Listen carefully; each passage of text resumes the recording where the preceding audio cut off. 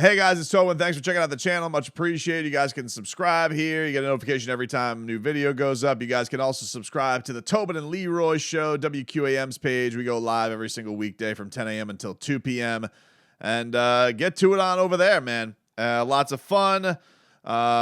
Except when you got news like today, which was that Tua Tagovailoa was officially ruled out for Sunday's game against the Buffalo Bills.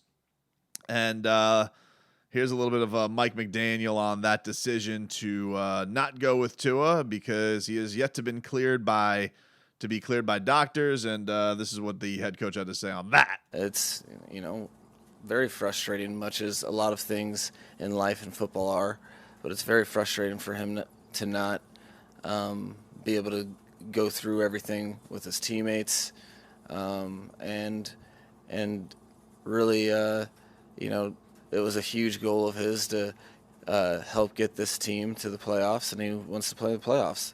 There's nothing more fun than playoff football, and he really finds normal football fun. So very conflicting, I would say, but understands that it's his best interest that the doctors and medical professionals are seeking, and respects and regards that. So that was about it. It's got to be it's such an unfortunate thing for Tua, because when he was healthy, he had a really, really good year. And you think about all the hurdles that he had to go through in all of his career. I mean, just first of all, going through the hip injury that he had, not knowing whether or not teams were going to invest in him, draft him, any of that stuff. You work all your way back. You get to the league. You think you land in a place where the fans seem really excited to have you here, but the coaching staff doesn't for whatever reason. They seem to be rats off a ship pretty early on him. And you go through what you go through. You have a locker room divided because you get a job. Then you come back the next year and you have a coach who, it seems to be done with you because your ribs get broken week one because you have the worst offensive line known to man. All right, people feel like he's on his last legs. They make, maybe they're going to go in another direction.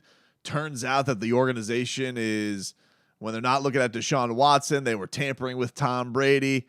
They were doing whatever they could to get another replacement. And then all that stuff blows up because they fire the coach. He gets a lawsuit against the team. They can't go after Tom Brady and Sean Payton. And you end up with this quirky coach with glasses who his job is take this quarterback and fix him and uplift him and make him believe in himself again. And you have all of that stuff work. They surround him with weapons. They give him a better offensive line. They put him in a system that works better for him, and they believe in him. And it pays off for him to the tune of, leading the league in quarterback rating, having the team top 10 in offense for the first time in almost 20 years. And what was it? Being the youngest quarterback, the youngest QB to lead the league in quarterback rating in a long time too. All these great milestones for him. And the one thing that wasn't known this year was, how is the body going to hold up? This is a guy who has had a hip coming in, a thumb injury, broken ribs, and you never account for what about concussions? What about head injuries? What's going to happen with that? And so we get to this point this year where the worst imaginable happens. He lands on the back of his head, has this, wobbly sensation in the Bills game, comes back, they win that game. And, everybody's wondering, is he okay? Is he not okay? Did something happen there? And he is cleared. He plays Thursday Night Football, and the worst imaginable happens. And then you have this unbelievable, horrific image of his fingers straight up, him getting stretchered off the field, and you're like, damn, the worst imaginable happened. People are pissed in the organization. They want investigations. They want answers. People are mad. They're upset about what happens for him. But then he comes back. The team goes on a win streak. They only seem to win with him in there. He's got this great connection with his star receivers, Tyreek Hill, Jalen Waddle, the most dynamic duo in all the league. They get this fan base pumped to a thing because not only do they look like contenders, but they look like and feel like the most exciting thing in the sport. They feel more exciting than Patrick Mahomes. They feel more exciting than Josh Allen. And people are starting to believe his MVP candidacy becomes a real thing. And you're starting to actually think that, man, this team can contend. And yeah, they have a slip up. They lose a couple of stinkers on the West Coast. They have a really good game against the Buffalo Bills. And then in a game against the Green Bay Packers, in what looked like was a colossal collapse, turned out that hidden in all of that was his likely third concussion of the season. And reports are he can't remember certain things, sparks what happens, sends him to the doctor. And now we're here. And you worry in a lot of ways because this guy who looks like when he is healthy is a really good quarterback. That's what I see. That's what I think. I think when the guy is able to play football physically, the guy looks really good. And the worry now is he capable of getting through a season healthy? Is it possible? Because we've had 3 seasons now, and every single one of them has had some kind of physical problem with him, whether it be broken bones or an injured brain. And that on top of the fact that he came into the league with a busted hip. And so there is a big question about now that we let our guard down, because here's the thing. We let our guard down once with Tua, right? We watched him have that horrific thing happen in Cincinnati. People are already saying he should retire. I didn't agree with that. I'm like, I think we're saying a bit much. Retire. So we let our guard down. He comes back, looks fantastic. And then he suffers this third concussion that was like kind of under the radar, and he's suffering symptoms in game that aren't really able to be seen by the naked eye other than just terrible play. Some dude on Twitter just spots it before NFL spotters or Dolphins doctors do.